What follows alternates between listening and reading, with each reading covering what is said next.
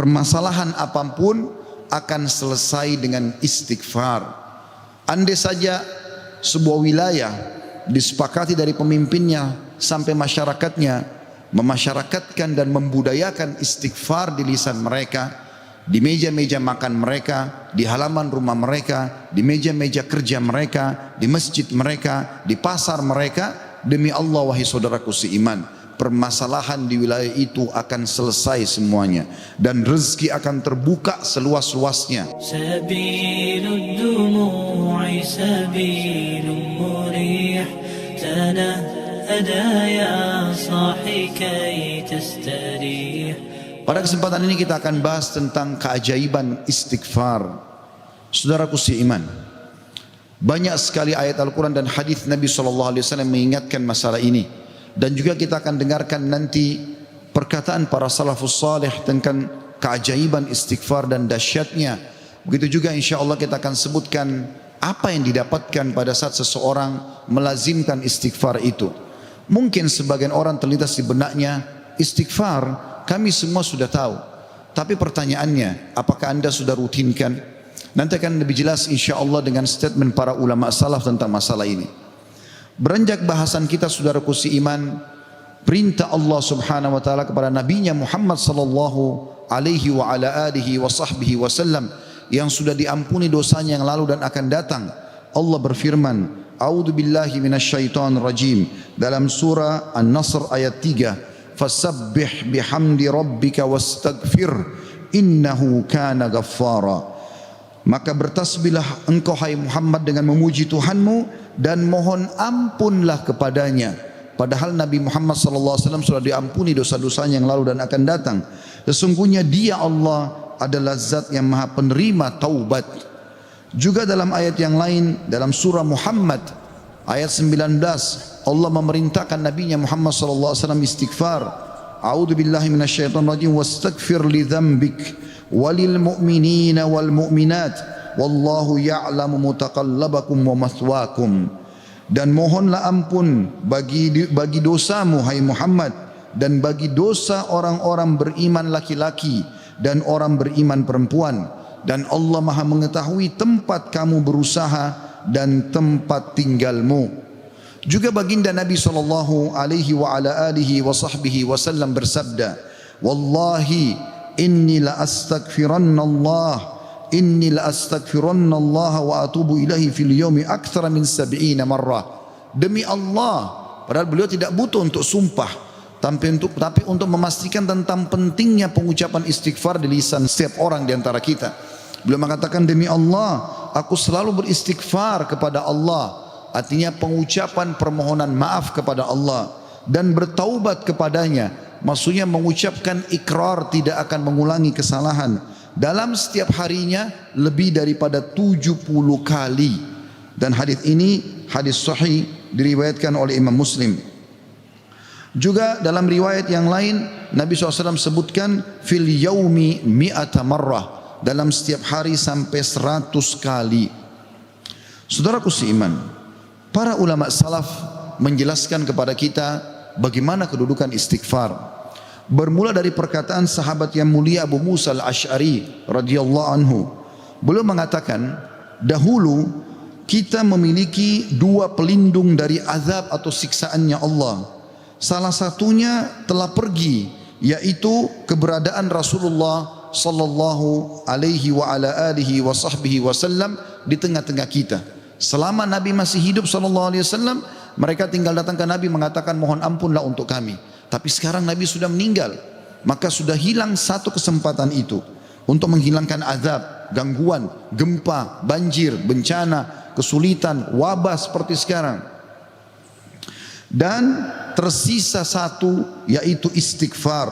Apabila ia juga telah pergi dari lisan seseorang di antara kita, maka niscaya kita binasa.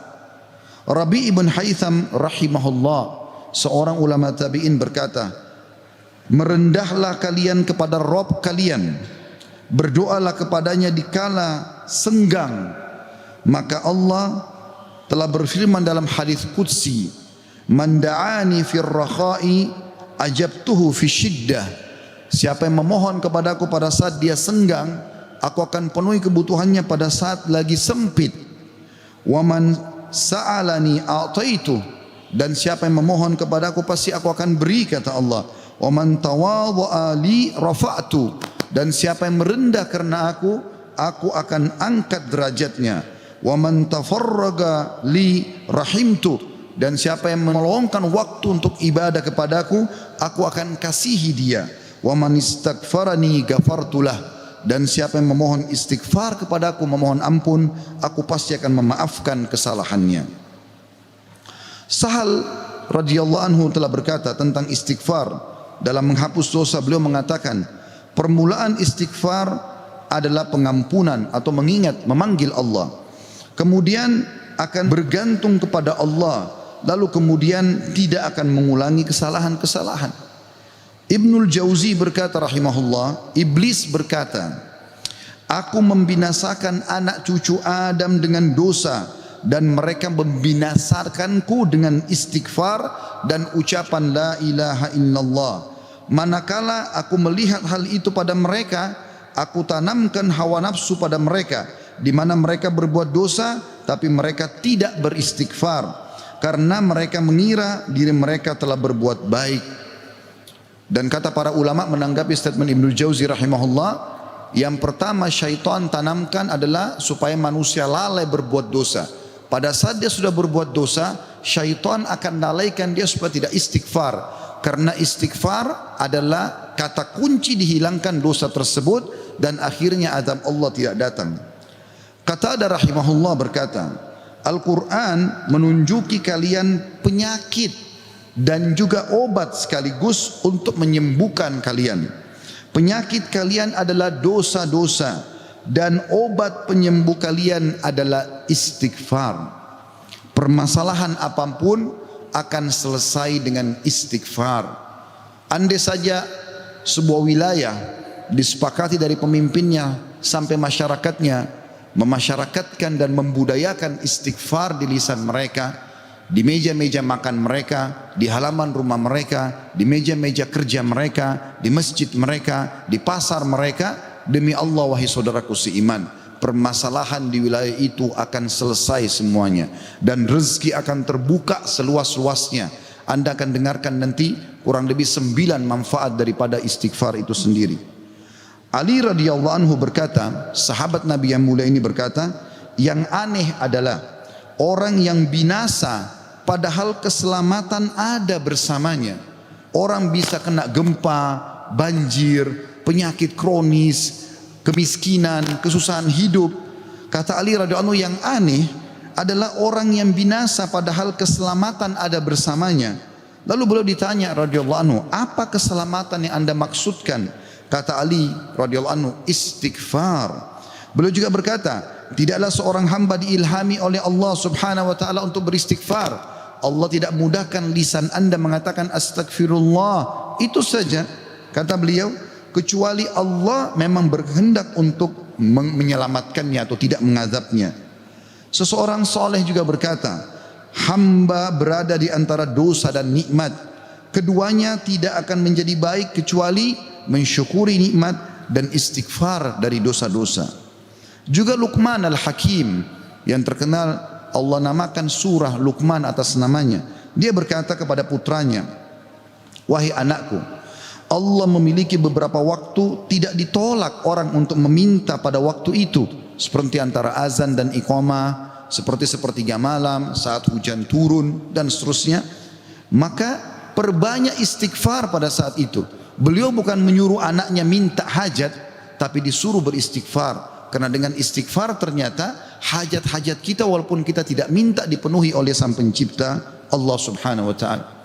Ibunda mulia Aisyah radhiyallahu anha, Ummul Mukminin, berkata, tuba, kegembiraan, kebahagiaan bagi siapapun yang mendapatkan istighfar, tertulis indah banyak di buku amalnya. Abu Al-Minhal juga berkata rahimahullah, tidaklah seorang hamba didampingi di dalam kuburnya oleh pendamping yang lebih dicintai daripada istighfar yang dia ucapkan semasa hidupnya. Al-Hasan Basri berkata rahimahullah, Perbanyak istighfar di rumah-rumah kalian, di meja-meja makan kalian, di jalan-jalan kalian, di pasar-pasar kalian, di majlis-majlis kalian, karena kalian tidak tahu kapan ampunan akan turun. Seorang badui berkata, siapa yang ingin menjadi tetangga kami di tanah kami, hendaklah memperbanyak istighfar. Karena istighfar adalah awan tebal yang mengandung air atau hujan yang lebat, maksudnya rezeki. Andai saja kita fahami statement-statement saudaraku seiman, mungkin beranjak dari Pak Bupati hafizahullah, pemimpin wilayah Goa, semoga Allah jaga beliau, dan juga seluruh masyarakat Goa ini, apalagi kalau seluruh wilayah Indonesia bisa menanamkan ini, selalu saling berwasiat, pemimpin kepada masyarakat, masyarakat kepada seluruh tetangganya, setiap orang kepada keluarganya. Ayo perbanyak istighfar. Setiap lagi diam, jangan cuma diam, astagfirullah wa atubu ilai, itu saja. Berapa banyak orang, tadi saya dapat informasi masyarakat gua kurang lebih kalau tidak salah 800.000. Kalau 800.000 orang anggap yang muslimnya misalnya 700.000 saja, semua beristighfar satu orang satu kali saja, ada 700.000 istighfar naik ke langit. Bukankah itu akan mendatangkan rezeki kepada kita? Bukankah itu pasti akan mengangkat wabah dan permasalahan yang kita hadapi? Demi Allah iya saudara. Jawabannya demi Allah iya. Tinggal anda mau amalkan atau tidak. Juga Bakar bin Abdullah Al-Muzani rahimahullah berkata, kalian banyak berbuat dosa, maka perbanyaklah istighfar. Karena seseorang kalau menemukan istighfar dalam catatan amalnya, pada setiap jarak 2 baris buku amalnya hari kiamat, dia akan senang melihatnya. Ibnu Taimiyah berkata, ini statement terakhir dalam perkataan salafus salih, saya akan masuk setelah itu keutamaan daripada istighfar itu sendiri sebagai penutup khutbah kita insyaallah. Ibnu Taimiyah berkata, fikiranku kadang-kadang terpaku kepada sebuah masalah yang sulit aku hadapi, enggak ada solusinya, maka aku beristighfar kepada Allah 1000 kali. Astagfirullah wa atubu ilaih, astagfirullah wa atubu ilaih, terus saya ucapkan 1000 kali sampai dadaku dilapangkan dan masalah yang sulit pun terpecahkan. Aku kadang berada di pasar, masjid atau sekolah, tapi hal itu tidak menghalangiku dari zikir dan istighfar sampai aku meraih apa yang aku inginkan. Istighfar teman-teman sekalian. Baik, kira-kira orang yang bertanya, apa yang saya dapatkan kalau saya beristighfar? Yang pertama, akan dicatatkan pahala buat anda sendiri. Karena istighfar ucapan yang tidak butuh energi banyak, hanya lisan dan bibir kita yang tergerakkan, ya, suara sedikit saja, tidak ada energi yang besar. Itu adalah ibadah yang besar pahalanya. Allah subhanahu wa ta'ala memerintahkan kita dan memerintahkan juga Nabinya Muhammad sallallahu alaihi wasallam untuk beristighfar kepadanya. Allah berfirman di dalam surah Mu'min ayat 55, A'udzu billahi minasyaitonir rajim, fasbir inna wa'dallahi haqqun wastaghfir li dzambik wastaghfir li dzambika wasabbih bihamdi rabbika bil asyi wal ibkar. Maka bersabarlah kamu hai Muhammad dan pengikutmu dalam melalui kehidupan dunia dengan segala macam cobaannya. Toh ada kehidupan akhirat yang akan abadi dengan nikmat. Karena sungguhnya janji Allah itu benar. Tidak ada kedustaan. Salat, puasa, zakat, bakti sama orang tua, bersedekah, zikir, doa, apa saja kerjakan, semua akan kau dapatkan hasilnya. Dan mohonlah ampunan untuk dosamu hai Muhammad, dan pengikutmu juga perintahkan mereka lakukan itu. Dan bertasbihlah seraya memuji Tuhanmu pada waktu pagi atau pada waktu petang dan juga pagi hari. Kemudian juga Allah mengatakan dalam surah Al-Muzammil ayat 20, a'udzubillahi minasyaitonir rajim, wastaghfirullah innallaha ghafurur rahim. Dan mohonlah selalu ampunan kepada Allah, istighfar. Sesungguhnya Allah Maha Pengampun lagi Maha Penyayang. Dan yang terakhir ayat Al-Qur'an adalah Al-Imran 133. Tentu ayat banyak sekali tapi saya singkatkan di sini karena khutbah Jumat. A'udzu billahi minasyaitonir rajim. Wasari'u ila magfiratin min rabbikum wa jannatin arduhas samawati wal ardu iddat lil muttaqin. Dan bersegeralah kamu kepada ampunan dari Tuhanmu dan kepada surga yang luasnya seluas langit dan bumi yang disediakan untuk orang-orang beriman. Yang kedua saudaraku seiman, istighfar sebab utama datangnya rezeki. Allah menyebutkan dalam Al-Quran ya, apa yang diucapkan oleh lisan nabinya yang mulia Nuh alaihissalam dalam surah Nuh ayat 10 sampai ayat 12. A'udzu billahi minasyaitonir rajim. Faqultu astaghfiru rabbakum innahu kana ghaffara yursilis samaa 'alaikum midrara wa yumditkum bi amwalin wa banina wa yaj'al lakum jannatin wa yaj'al lakum anhara. Maka aku berkata kepada kaumku, ya Allah, kata Nabi Nuh, mohonlah ampun kepada Tuhan kalian. Sesungguhnya Dia Allah adalah Maha Pengampun. Niscaya dengan mohon ampun istighfar kalian itu, Dia Allah akan mengirimkan hujan kepadamu yang lebat dan memperbanyak harta juga anak-anakmu dan mengadakan untukmu kebun-kebun dan mengadakan di dalamnya sungai-sungai. Juga dalam surah Hud ayat 52 Allah Subhanahu wa taala berfirman, A'udzu billahi minasyaitonir rajim. Ya qaumi, Nabi Hud berkata alaihissalam, ya qaumi istaghfiru rabbakum thumma tubu ilaihi yursilis samaa 'alaikum midrara wa yazidkum quwwatan ila quwwatikum wa la tatawallaw mujrimin. Hai kaumku, kata Nabi Hud alaihissalam, banyaklah mohon ampunlah kepada Tuhan kalian dan bertobatlah kepadanya. Niscaya pasti dengan istighfar dan tobat kalian Dia menurunkan hujan yang sangat deras atasmu.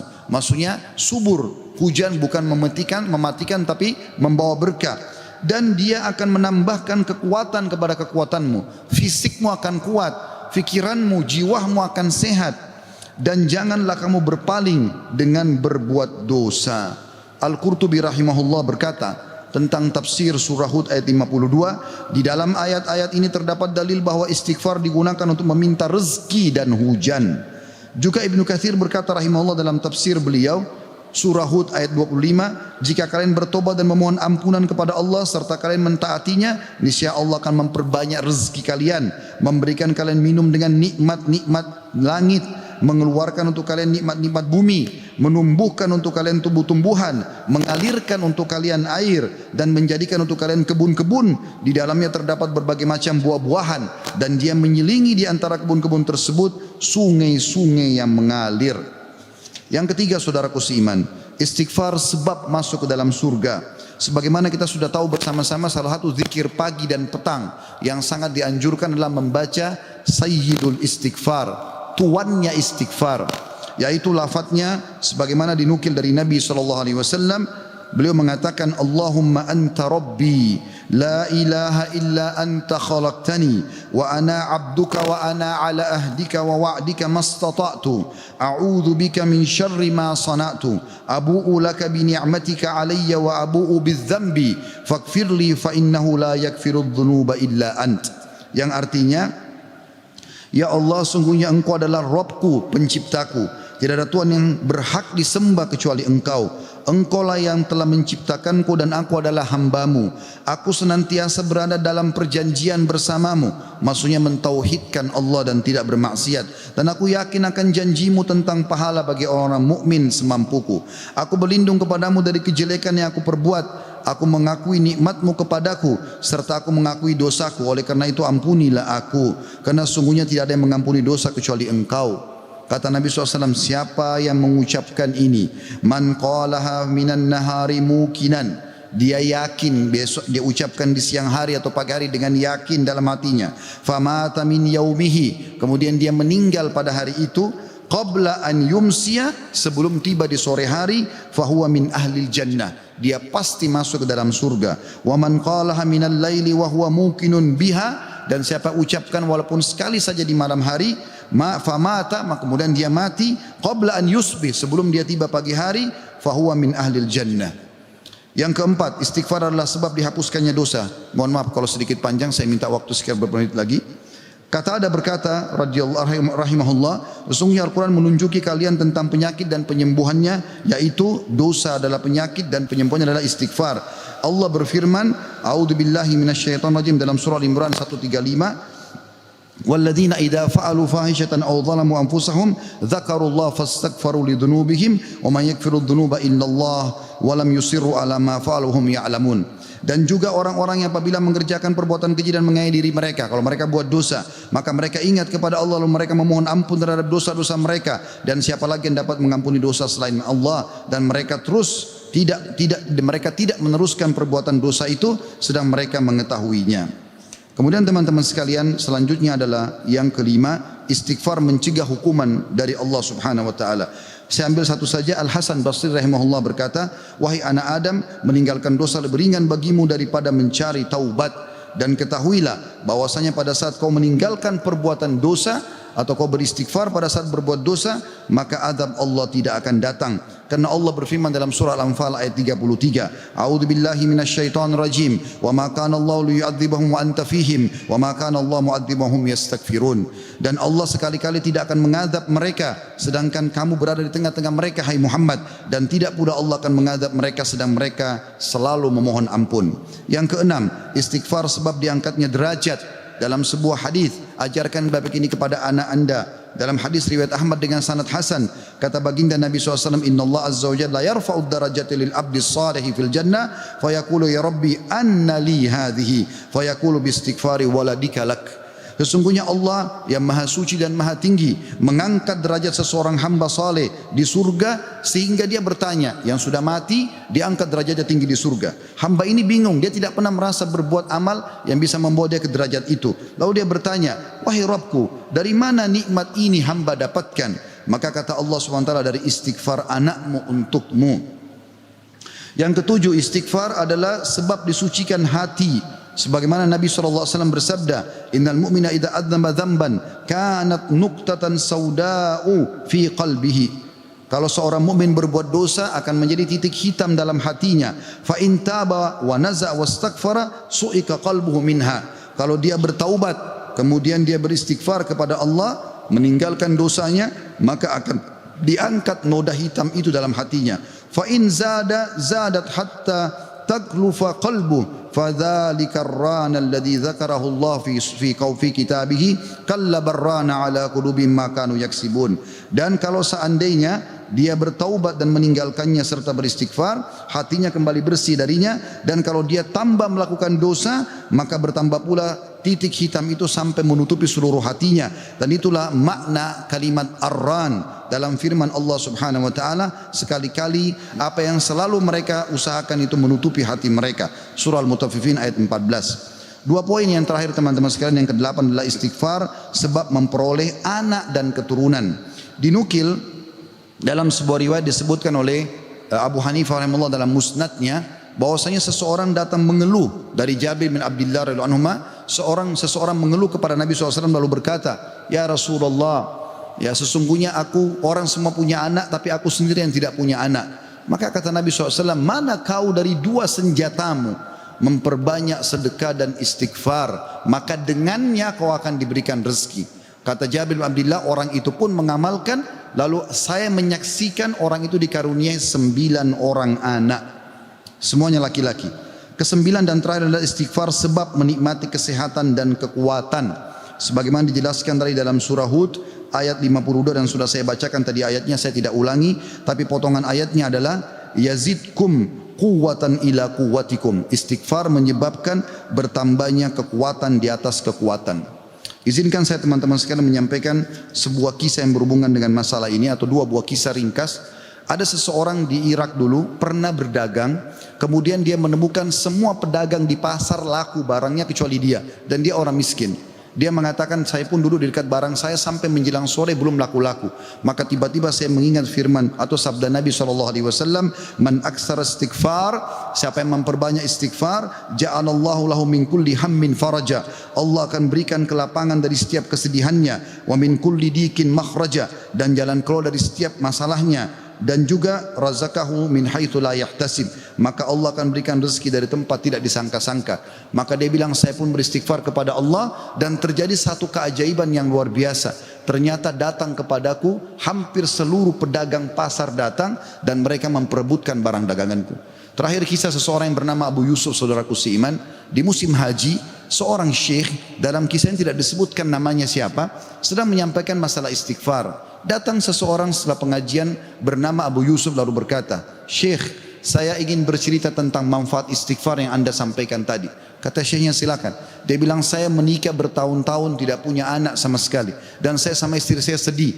Lalu satu waktu saya pernah mendengarkan sebuah siaran tentang makna Ya, firman Allah SWT surah Nuh ayat 10 sampai ayat 12 tadi sudah saya bacakan ayatnya, bahwasanya orang kalau istighfar akan diturunkan hujan dari langit, diberikan keturunan dan juga harta. Lalu saya mengatakan kepada istri saya, wahai Ummu Yusuf, ayo kita istighfar, sudah bertahun-tahun kita berusaha berobat sana sini tidak punya anak. Maka dia sama istrinya yang mengatakan, kami pun beristighfar tidak mengenal waktu, tidak mengenal tempat kecuali di WC. Kita tidak baca di WC, di tempat tidur, di ruang makan, di halaman, selalu baca. Dan subhanallah kata dia Syekh, bulan itu Ummu Yusuf hamil dan lahirlah Yusuf. Begitu selesai hamil lagi masa nifas, saya bilang, Ummu Yusuf, kita sudah bertahun-tahun tidak punya anak, ayo kita istighfar kepada Allah untuk anak yang kedua. Kata dia, Anda tahu Syekh, selesai nifas Ummu Yusuf hamil dan kami dapat lagi anak kedua, dua-duanya laki-laki. Setelah anak kedua lahir di masa nifas, saya bilang lagi, wahai Ummu Yusuf, kita beristighfar kepada Allah untuk anak yang ketiga. Maka saya sama Ummu Yusuf beristighfar yang ketiga, dan ternyata selesai masa nifas hamil dan juga melahirkan di tahun ketiga anak laki-laki yang ketiga. Kata syekhnya, semoga Allah berkahi. Itu betul-betul firman Allah. Allah mengatakan Allah tidak akan pungkiri janjinya. Dia mengatakan belum selesai kisah saya Syekh. Setelah itu Ummu Yusuf berkata, wahai Abu Yusuf, kita berhenti dulu istighfar untuk mohon anak, istighfar untuk yang lainnya, tapi permohonan anak berhenti dulu sampai anak-anak besar.